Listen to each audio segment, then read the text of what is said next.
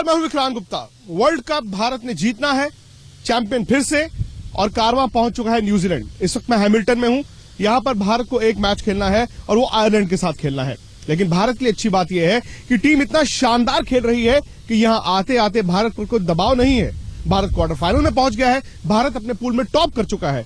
लेकिन देखना यह है कि क्या भारत इस मोमेंटम को आगे बरकरार रख पाएगा। कप्तानी में नंबर 1, विकेट कीपिंग में झमाझम, बल्लेबाजी में भी दिखाया दम। और यूं हिंदुस्तान की हसरतों को आगे बढ़ाते कप्तान ने फूंक दी है टीम इंडिया में नई जान। जश्न और कामयाबी का कारवां अब रुकने नहीं वाला, क्योंकि धोनी को मिल गया फिर से चैंपियन बनने का फॉर्मूला। चैंपियनों वाला तेवर, चैंपियनों वाला तरीका। इसलिए अब पूरी तरह अलमस्त है कप्तान धोनी का कुनबा। पहले पाकिस्तान को किया पस्त, फिर दक्षिण अफ्रीका पर बरसी आफत, फिर यूएई को सिखाया सबक, फिर वेस्ट इंडीज को हरा जीता क्वार्टर फाइनल का टिकट। इन चारों जीत में टीम इंडिया का प्रदर्शन एकदम प्रोफेशनल रहा, कहीं कोई कमजोरी नहीं। बल्लेबाजी में दबंग रहे तो गेंदबाजी में भी मस्त मलंग रहे। इन चारों जीतों ने खुद ब खुद कई सवालों के जवाब दे दिए। जिस पाकिस्तान के खिलाफ भावनाएं भड़की थी, उस पाकिस्तान के खिलाफ धोनी ने टीम को ऐसे तैयार किया मानो उस पर किसी तनाव दबाव का कोई जोर नहीं चलता। फिर क्या था, टीम इंडिया ने पाकिस्तान को ऐसे तोड़ा जैसे उसे हराना बाएं हाथ का खेल। वैसे इसकी भविष्यवाणी पाकिस्तानी दिग्गजों ने पहले ही कर दी। वो जानते थे कि धोनी छोड़ेंगे नहीं। इंडिया को जो मैं समझता हूँ कि इस टाइम सबसे बड़ा एज है वो धोनी का है कि वो इतना मैच्योर कप्तान है कि इस प्रेशर वाले मैच में जितने अच्छे तरीके से कैप्टन प्रेशर को टेक करेगा ना, तो उतनी अच्छी उसकी टीम भी टेक करेगी प्रेशर को। तो मेरे ख्याल में इंडिया पाकिस्तान के मैच में कि जी इम्पैक्ट प्लेयर ठीक है, हमारे पास इतने ज़्यादा नहीं है, बड़े प्लेयर नहीं है, लेकिन मेरे ख्याल में जो फ़र्क है ना, कैप्टनसी का वाला फ़र्क है कि जी धोनी की जो उनसी कैप्टनसी होगी ना, कैप्टन क्योंकि वो मैच्योर है, पिछले 8-10 साल से कप्तानी कर रहा है और हर तरह के उसने T20 भी जीता, वर्ल्ड कप भी जीता हुआ। तो मेरे ख्याल में ये एक जो चीज़ है ना, तो मेरे ख्याल में ये चीज़ फ़र्क डाल सकती है। जब किसी भी टीम को आप एनालाइज करते हैं और उनके चांसेस को एनालाइज करते हैं, तो सबसे पहले आप देखते हैं कि इम्पैक्ट प्लेयर्स कितने हैं इस टीम में। तो इंडिया में काफ़ी इम्पैक्ट प्लेयर्स हैं। उसके बाद एक्सेप्शनल विकेट कीपर बैट्समैन है, एक्सेप्शनल कैप्टन है, चांसेस बहुत ज़्यादा है। वाकई धोनी ने अपने मास्टर स्ट्रोक से पाक को चित करके ही दम लिया और यहीं से मामला सेट हो गया। इस मैच से मिली एनर्जी दक्षिण अफ्रीका को भी धोने के काम आई। कहां तो दक्षिण अफ्रीका को वर्ल्ड कप का सबसे बड़ा दावेदार कहा जा रहा था, और कहां टीम इंडिया ने उसकी ऐसी खिदमत कर डाली कि सारे समीकरण उलट पुलट गए। जानते हैं ऐसा कैसे हुआ? रातों रात टीम इंडिया का काया पलट कैसे हुआ? ये हुआ कैप्टन कूल की बदौलत। अब दबाव तो कप्तान पर बहुत था, टीम हार रही थी, कप्तान के रन नहीं बन रहे थे, लेकिन शायद वो जादू की छड़ी एक बार फिर लौट आई है। धोनी कप्तान के तौर पर और अब तो बल्लेबाज के तौर पर भी चल रहे हैं। धोनी का जो तजुर्बा है बड़े मुकाबले जीतने का, बड़ी टूर्नामेंट जीतने का, वो टीम इंडिया को रास आएगा। दरअसल धोनी को पता है कि स्विच कब ऑन करना है। ऐसा करने के लिए उनके पास अनुभव भी है। ऐसे ही 2011 में 28 साल बाद देश को वर्ल्ड चैंपियन बनने का तोहफा नहीं दे दिया था, और ऐसे ही चैंपियंस ट्रॉफी में टीम को चैंपियन नहीं बनवा दिया था। उन अनुभवों को संजोकर इस बार भी कैप्टन कूल ने परफेक्ट रणनीति बनाई। ये रणनीति एकदम सुलझी हुई है। इसमें सिर्फ बुनियादी बातों पर जोर है, और जोर इस बात पर भी कि छोटी से छोटी गलती से सबक लिया जाए। में जो बीतता जाता है उसको छोड़ना बहुत इंपॉर्टेंट है, क्योंकि अगर आप ऐसा नहीं करेंगे तो प्रेशर आप पे बढ़ता जाएगा। सो इट्स वेरी इंपॉर्टेंट कि आप जो लर्निंग्स होती है, जो मिस्टेक्स आपसे होती है, उसको आप अपने साथ लेके जाते हैं। जो कॉन्फिडेंट पॉइंट्स होती है उसको अपने साथ लेके जाते हैं, और आप कोशिश करते हैं कि गलती दोबारा ना दोहराई जाए, क्योंकि वही इंपॉर्टेंस रखता है।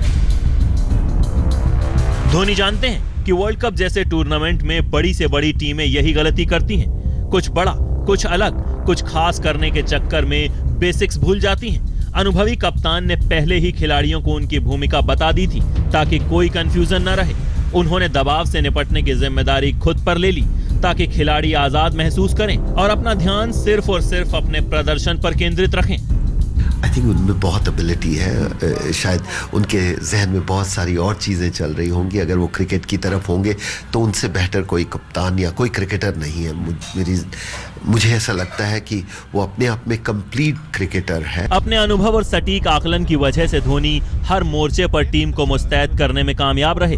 इसके बावजूद वेस्टइंडीज के खिलाफ एक बड़ी चुनौती आ ही गई। 6 बल्लेबाजों के जल्दी आउट हो जाने से कप्तान पर भारी दबाव आया। कप्तान की बल्लेबाजी का यह कड़ा इम्तिहान था। गेंदें गजब ढा रही थी, मगर धोनी अंगद के पांव की तरह पांव जमाकर क्रीज पर अड़ गए और जिताकर ही लौटे। 45 रनों की उनकी पारी ने भारत के भरोसे को और मजबूत किया। इस पारी से ये इत्मीनान आया कि बड़े मुकाबलों में अगर मध्यक्रम लड़खड़ाया तो धोनी अपने दम पर मैच बदलने का दमखम अब भी रखते हैं। आई थिंक सबसे की खिलाड़ी मुझे लगता है MS धोनी रहेगा। कप्तान हमेशा सबसे की खिलाड़ी होता है। वो जैसे गेम को फिनिश करते हैं, हम जब चेस कर रहे होते हैं और वो गेम को फिनिश करते हैं या लास्ट के ओवर्स में जैसे बैटिंग करते हैं, मुझे लगता नहीं वर्ल्ड क्रिकेट में कोई वैसा फिनिशर है। बहुत कम फिनिशर्स वैसे आपको दिखेंगे, और ख़ास करके जब आपका कैप्टन होता है जो इतना इम्पोर्टेंट रोल खेल रहा है, तो बाकी टीम मेंबर्स के ऊपर भी उसका एक पॉजिटिव इफेक्ट हो जाता है। बड़ा मैच, धोनी आपका नंबर 1 प्लेयर। बिल्कुल, कोई भी मैच हो, किसी भी पोजीशन में है, वो कहते हैं कि वो बड़ी बार वो मैंने सुनता आ रहा था, हाँ, अनहोनी को होनी कर दे, हाँ, वो सब धोनी, क्या कुछ ऐसी लैंग्वेज थी। तो वाकई अनहोनियों को मैंने अनहोनी होनी को में जो होनी देखते कर दे हुए वो है धोनी। धोनी, वो वाकई धोनी में वो काबिलियत है। जिस हिसाब के वो प्लेयर हैं, वो कहीं से भी मैच निकाल के ला सकते हैं। धोनी से बड़ा प्लेयर इंडिया में पैदा नहीं हुआ है। आई डोंट नो आगे पैदा होगा या नहीं, पर धोनी बहुत बढ़िया खिलाड़ी है, उसमें कोई शक नहीं। कप्तान के काम को अगर किसी ने आसान किया है तो वो हैं बल्लेबाज। कहां तो वो ट्राई सीरीज में पिट रहे थे और कहां वो ऐसे तूफानी दिख रहे हैं कि विरोधी उड़ रहे हैं। अब ताकत तो बल्लेबाजी ही है। इतिहास उठाएं, जब जब भारतीय बल्लेबाजों ने रन बनाए, भारत बड़ी टूर्नामेंट्स जीता है। अच्छी बात यह है कि इस टूर्नामेंट में अब तक भारत के हर बल्लेबाज ने रन बनाए हैं, बड़े रन बनाए हैं। लेकिन अब बड़े मुकाबले आएंगे और इन बल्लेबाजों को धाकड़ बल्लेबाजी करते रहना होगा। जरा इन आंकड़ों पर गौर कीजिए, दिल खुश हो जाता है बल्लेबाजों का औसत और स्ट्राइक रेट देखकर। जिसे जो रोल मिला है वो पूरी तरह निभा रहा है। वाकई अब बल्लेबाजी में वही बात दिख रही है जो चैंपियंस ट्रॉफी में दिखी थी। हर कोई अपनी अपनी भूमिका निभा रहा है। शिखर फिर शिखर की ओर बढ़ चले हैं। विराट का विराट रूप दिख रहा है। मिडिल ऑर्डर कप्तान की उम्मीदों पर खरा उतर रहा है। पाकिस्तान के खिलाफ जो रोल रैना ने निभाया, दक्षिण अफ्रीका के खिलाफ वही काम रहाणे ने कर दिखाया। कहीं कोई झिझक नहीं है। सब कुछ इतना दुरुस्त तंदुरुस्त है तो ये कब तो फिर हमारा रहे। बल्लेबाजी तो ताकत पहले से थी, इस बार चिंता थी तो गेंदबाजों से। लेकिन कप्तान के भरोसे ने कमजोरी को सही वक्त पर ताकत में तब्दील कर दिया। कभी धार तो कभी रफ्तार तो कभी स्पिनर्स का वार। अब वर्ल्ड कप जैसा टूर्नामेंट जीतना है तो सिर्फ बल्ले से नहीं जीत सकते, रनों से नहीं जीत सकते, गेंदबाज भी चलने हैं। अब भारत की कमजोरी तो थी, लेकिन यही कमजोरी अब भारत की ताकत बन गई है। 4 मैच हुए हैं, चारों में से कोई भी टीम 50 ओवर खेल नहीं पाई। सारी टीमों को भारत ने ऑल आउट किया। अच्छी बात यह कि तेज गेंदबाज भी चल रहे हैं और अश्विन और जडेजा स्पिनर्स भी। 1983 वर्ल्ड कप के बाद ऐसा पहली बार हुआ है कि भारतीय गेंदबाजों ने लगातार 4 वर्ल्ड कप मैचों में विरोधी टीम को ऑल आउट किया है, वो भी टूर्नामेंट के पहले 4 मैचों। पाकिस्तान 224 ऑल आउट, दक्षिण Africa 177 all out, UAE 102 all out, West Indies 182 all out. 4 match 40 wicket. The contribution of all the bowlers is superb. Umesh is bowling well. He is bowling quick. Shami again, yes, he has taken that extra responsibility of bowling with the new ball, and it gives Mohit, a bit more time in the middle order with a bit more fielders, and he has been very consistent. So overall, the fast bowling department, the 3 of them, they bowled really well as a unit. ये वही गेंदबाज हैं जिन्हें world cup शुरू होने से पहले team India की सबसे बड़ी कमजोरी माना जा रहा था। यही गेंदबाज इसी ऑस्ट्रेलिया में लुट-पिट रहे थे जब ट्राई सीरीज चल रही थी। हाल इतना बुरा था कि हर ओर हाहाकार मचा था, लेकिन अब तस्वीर बदल चुकी है, साथ में तकदीर भी। उम्मीद कीजिए कि काया पलट की ये कहानी 29 मार्च तक यूं ही चलती रहेगी, लेकिन काया पलट की इस राह में रोड़े भी कई हैं। अच्छा तो खेल रहे हैं, लेकिन अच्छा खेलते रहना पड़ेगा। और वैसे भी वर्ल्ड कप का फॉर्मेट ऐसा होता है कि क्वार्टर फाइनल, सेमीफाइनल, फाइनल, हर कदम पर चुनौती और मुकाबला और कड़ा होता जाता है। भारत की नजर क्वार्टर फाइनल पर है। जाहिर तौर पर बांग्लादेश और इंग्लैंड में से एक टीम भारत के सामने आएगी, लेकिन भारत को अभी से उसकी तैयारी करनी पड़ेगी। अभी तो सब कुछ माही के मन के मुताबिक चल रहा है। राहत यह भी है कि क्वार्टर फाइनल में आसान टीम के साथ मुकाबला होना है, क्योंकि नियम ही कुछ ऐसे हैं कि एक पूल में टॉप टीम का दूसरे पूल की चौथी टीम से आमना सामना होना है। ये क्वार्टर फाइनल मेलबर्न में होगा, जहां धोनी ने धमाकेदार जीत हासिल करनी सीख ली है। चुनौती तो मंजिल से पहले के बस 2 कदमों की है, सेमीफाइनल और फाइनल के 2 कदम। इन 2 कदमों को संभाल कर रखना होगा। आगे 2 कमजोर मैचेस हैं जो भारत जीतेंगे और उसके बाद शुरू होगा जो बिजनेस एंड कहते हैं लोग, और जल्दी से जल्दी मैचेस होंगे। लेकिन ये टीम बहुत अच्छा क्रिकेट खेल रहा है। देखिए, किसी भी दिन कोई भी टीम हार सकता है। साउथ अफ्रीका इतने अच्छे वर्ल्ड कप्स खेले हैं, सेमीफाइनल जाके हार जाता है।